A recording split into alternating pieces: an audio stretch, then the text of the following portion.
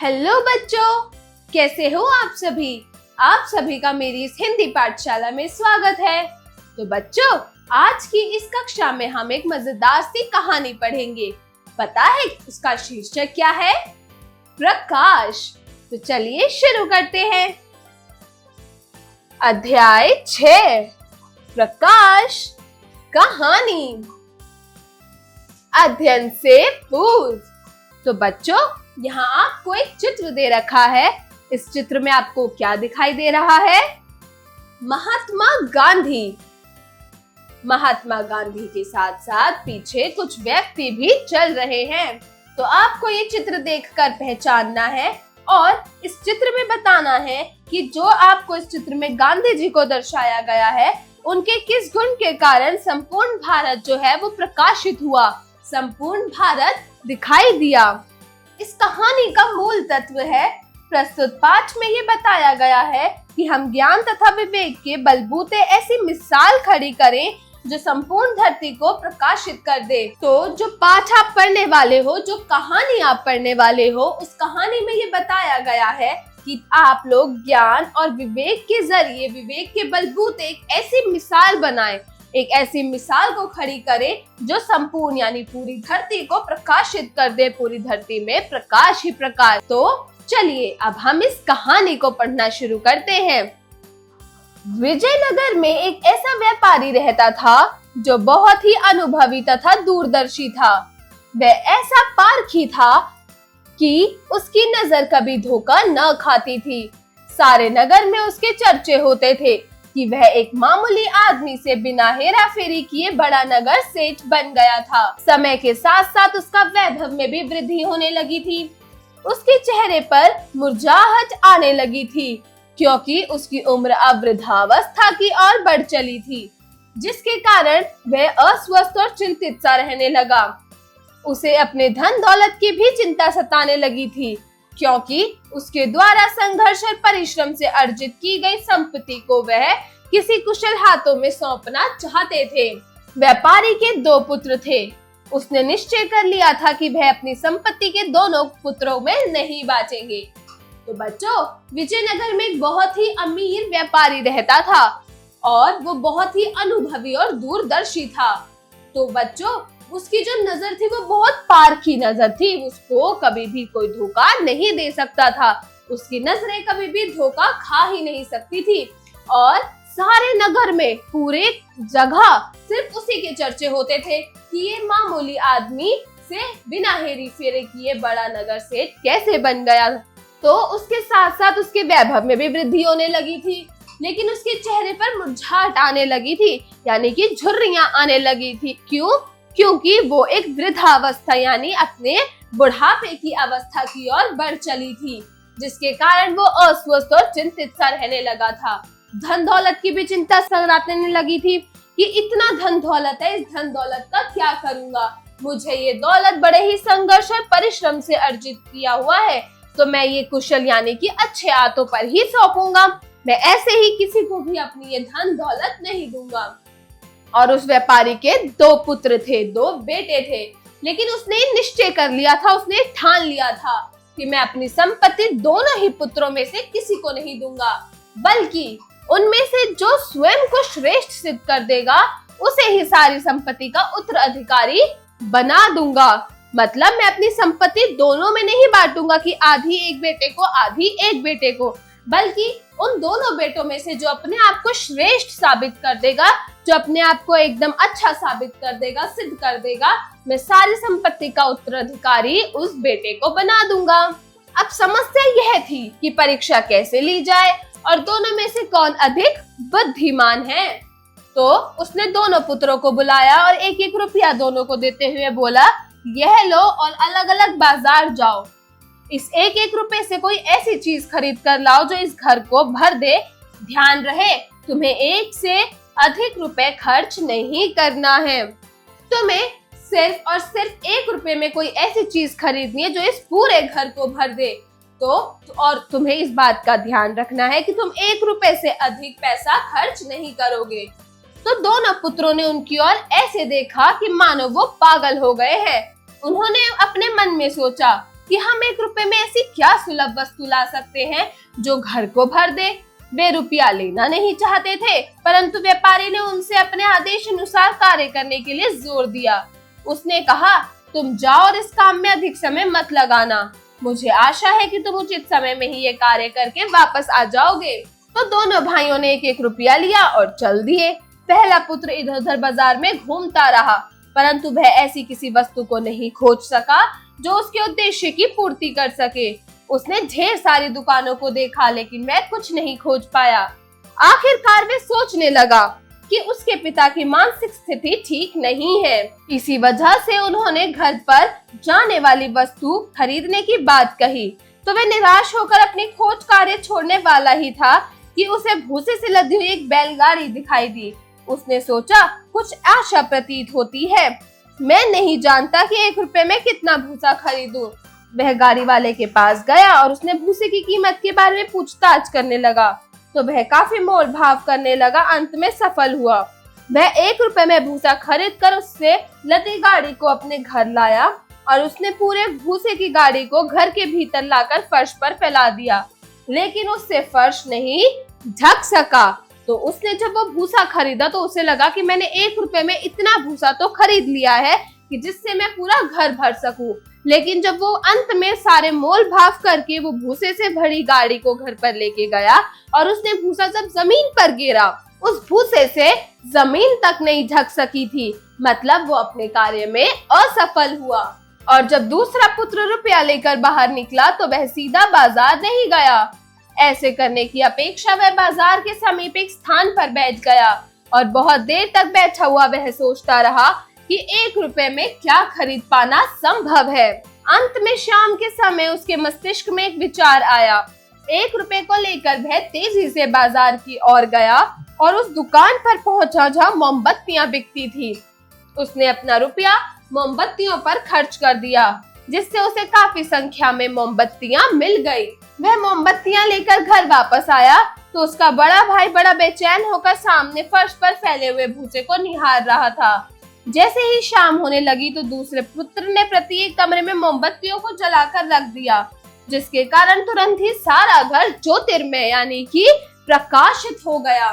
उसका पिता उससे बहुत खुश हुआ और बोला, मेरे बेटे, तुमने वास्तव में बुद्धिमत्ता दिखाई है। मैं अपना सारा धन तुम्हें सौंपने को तैयार हूँ। हम सभी एक बड़े घर में रहते हैं जिसे भारतवर्ष कहते हैं। हम में से प्रत्येक को कुछ 1 रुपए, कुछ को 2 रुपए, कुछ को 3 और कुछ को उससे अधिक रुपए दिए गए होंगे। ये ऐसे रुपए नहीं हैं जिनसे हम कोई वस्तु खरीद सके, अपितु ये विभिन्न शक्तियां हैं, यानी अलग अलग प्रकार की शक्तियां हैं जो हमें दी गई हैं। हम सभी के पास शारीरिक शक्ति, बौद्धिक योग्यता, चारित्रिक बल है जिनका प्रयोग किया जा सकता है। यदि हम अच्छे नागरिक बनना चाहते हैं तो हमें अपनी शक्तियों और योग्यताओं को प्रकाश अपने देश के कोने कोने में फैलाने के लिए तत्पर रहना चाहिए। अर्थात हम स्वयं को देश की सेवा में लगा दें। कोई भी देश की उन्नति नहीं कर सकता जब तक कि उसके नागरिक अच्छे ना हो। अगर हम अपने देश से प्रेम करते हैं तो उसकी सेवा करना चाहते हैं तो हमें चाहिए कि हम अच्छे नागरिक बनने का प्रयास करें, यानी कि एक अच्छा इंसान, एक अच्छा नागरिक बनने की कोशिश करें। जब तक हम विद्यालय में हैं तब तक हमें स्वयं को अच्छी नागरिकता हेतु शिक्षा ग्रहण करनी चाहिए और अच्छे नागरिक के गुण विकसित करने चाहिए। ऐसा करने पर हम जब विद्यालय और घर से बाहर निकलकर अपने देश के विभिन्न भागों में जाएंगे तो उससे अच्छी नागरिकता के प्रकाश में भरने में समर्थ होंगे। तो जो कहानी हमने पढ़ी, इसमें आपको बताया गया है कि कैसे हमें अपने देश के प्रति प्रेम भाव रखना चाहिए, कैसे हमें अच्छे नागरिकता में प्रकाश भरने में हम कैसे समर्थ हो सकते हैं, कैसे हम अपने जीवन में सफलता पा सकते हैं। तो चलिए अब हम शब्दार्थ की ओर बढ़ते हैं। शब्दार्थ। अर्जित मतलब पाई हुई या इकट्ठा की हुई। सुलभ मतलब सफलता से प्राप्त हो जाने वाली। फर्श मतलब जमीन पर। मस्तिष्क मतलब दिमाग। विभिन्न मतलब अनेक प्रकार के। और आखिरी है प्रयास मतलब कोशिश। उच्चारण करें। तो बच्चों, यहाँ पर आपको कुछ शब्द दिए गए हैं जिन शब्दों का आप लोगों को सही सही उच्चारण करना है, जैसे परिश्रम, पारखी, मोमबत्ती, बुद्धिमता, उत्तराधिकारी। तो चलिए बच्चों, जो पाठ हमने पढ़ा अब हम उसका थोड़ा सा अभ्यास करते हैं, मतलब अभ्यास कार्य शुरू करते हैं। तो चलिए मेरे साथ अभ्यास कार्य करना शुरू कीजिए। अभ्यास कार्य, जरा बोलिए। Speaking skills. प्रश्न 1, दिए गए प्रश्नों के उत्तर बताइए। तो बच्चों, यहाँ पर आपको कुछ प्रश्न दिए गए हैं, आपको इन प्रश्नों के सही सही उत्तर बताने हैं। तो चलिए शुरू करते हैं। क, व्यापारी किस नगर में निवास करता था? Very good. व्यापारी विजय नगर में निवास करता था। ख, अपनी संपत्ति को व्यापारी किसे देना चाहता था? तो बच्चों, अपनी संपत्ति को व्यापारी वो अपने दोनों पुत्रों में बांटना नहीं चाहता था। वो जो उस संपत्ति का ज्यादा योग्य है, यानी कि जो बुद्धिमान है, जो कुशल है, वो उसको ही अपनी संपत्ति देना चाहता था। ग, व्यापारी ने अपने बच्चों में कितने रुपए वर्गीकृत किए थे? अपने बच्चों को कितने कितने रुपए दिए थे? Very good. एक रुपए दिए थे उसने अपने दोनों पुत्रों को। घ, व्यापारी ने पुत्रों की बुद्धिमत्ता जांचने के लिए क्या किया? तो बच्चों, व्यापारी ने अपने पुत्रों की बुद्धिमत्ता जांचने के लिए दोनों पुत्रों को एक एक रुपए प्रदान किए और उनसे कहा, इस एक एक रुपए में एक ऐसी चीज लेकर आओ जो पूरे घर को भर दे, जिससे पूरा घर भर जाए। ऐसी एक चीज लेकर आनी है तुम लोगों को, लेकिन हाँ, इस बात का ख्याल रखना कि तुम 1 रुपए से अधिक रुपए खर्च नहीं कर सकते। अगला प्रश्न है प्रश्न 2, धनवान व्यापारी की सामाजिक स्थिति कैसी थी? तो धनवान व्यापारी की सामाजिक स्थिति बहुत अच्छी थी। लोग उसे बहुत ही ज्यादा उसका गुणगान करते थे, उसकी चर्चाएं होती रहती थी कि कैसे इसने अपने संघर्ष से, अपने योगदान से आज वो कहां पहुंच गया। जरा लिखिए। Writing skills. प्रश्न 2, दिए गए प्रश्नों के उत्तर लिखिए। तो बच्चों, आपको यहाँ कुछ प्रश्न दिए गए हैं, आपको इन प्रश्नों के सही सही उत्तर लिखकर बताने हैं। तो चलिए शुरू करते हैं। क, अपने पुत्रों को व्यापारी क्यों परखना चाहता था? Very good. तो बच्चों, अपने पुत्र को व्यापारी इसलिए परखना चाहता था क्योंकि वो अपने संपत्ति, अपना पैसा दोनों पुत्रों में बांटना नहीं चाहता था। वो चाहता था कि जो भी उस संपत्ति का ज्यादा हकदार है, ज्यादा बुद्धिमान है, ज्यादा कुशल है, जो योग्य है उस संपत्ति का, वो उसको ही अपनी संपत्ति देगा। इस वजह से व्यापारी अपने पुत्रों को परखना चाहता था। ख, व्यापारी के दोनों पुत्रों ने पिता की शर्तों का पालन किस प्रकार किया? तो व्यापारी ने जैसे की शर्त रखी थी कि तुम्हें सिर्फ एक रुपए में ही, तुम इससे अधिक पैसा खर्च नहीं कर सकते।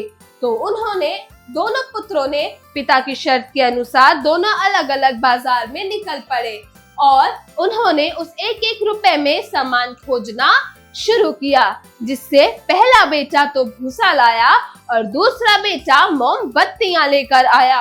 ग, उत्तराधिकारी की परीक्षा में कौन व किस प्रकार सफल हो पाया? तो उत्तराधिकारी की परीक्षा में दूसरा बेटा सफल हुआ। क्यों? क्योंकि उसने अपने दिमाग का इस्तेमाल कर वो मोमबत्तियां लेकर आया। 1 रुपए में उसे ढेर सारी मोमबत्ती मिल गई, जिससे उसने हर कमरे में एक मोमबत्ती जलाकर पूरे घर में प्रकाश भर दिया। पूरे घर में उसने प्रकाश फैला दिया। घ, किसी भी देश की उन्नति किस प्रकार नहीं हो सकती? तो बच्चों, किसी भी देश की उन्नति तब तक नहीं हो सकती जब हर व्यक्ति में देश प्रेम, सामाजिक सेवा का भाव नहीं आता। जब लोग अपने देश के लिए ईमानदारी नहीं दिखाते, देश प्रेम नहीं दिखा सकते, तब तक किसी भी देश की उन्नति नहीं हो सकती। अगला है ड।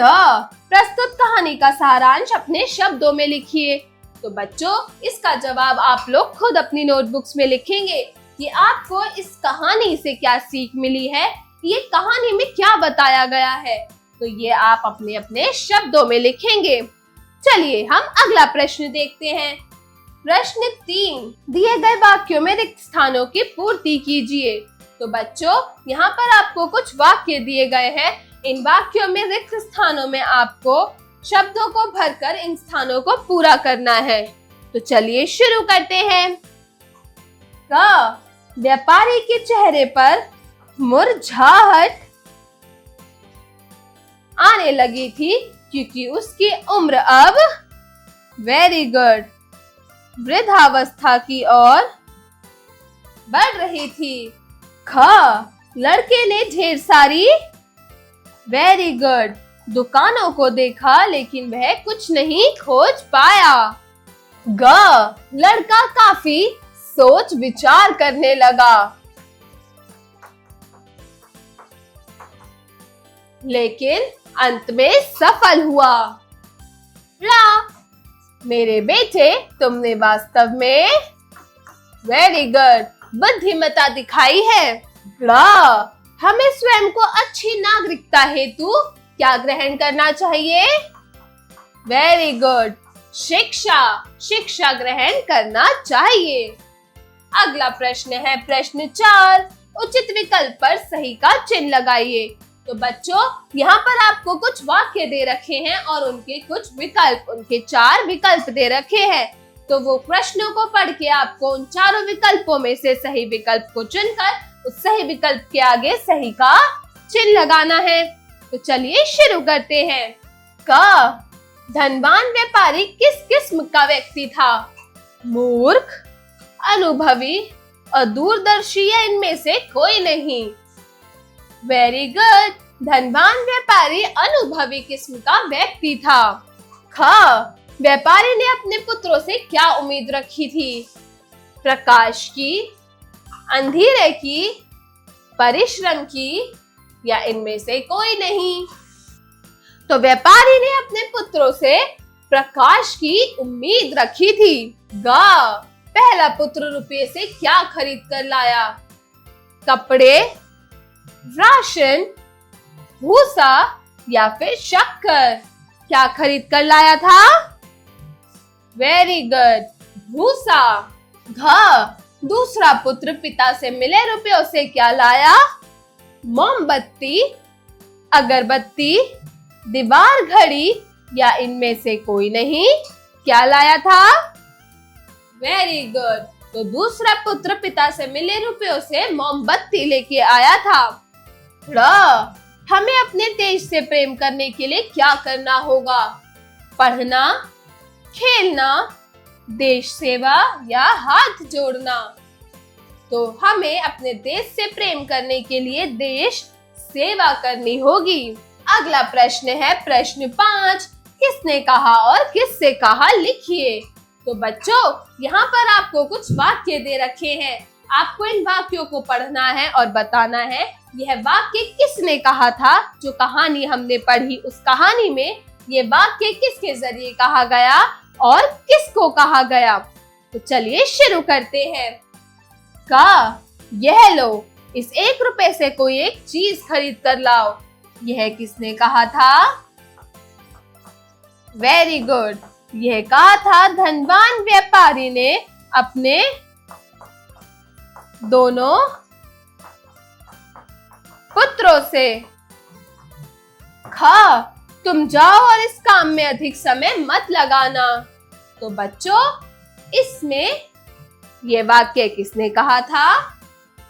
तो बच्चों, यह वाक्य भी धनवान व्यापारी ने अपने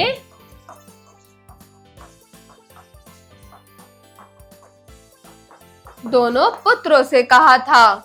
ग, मेरे बेटे, तुमने वास्तव में बुद्धिमत्ता दिखाई है।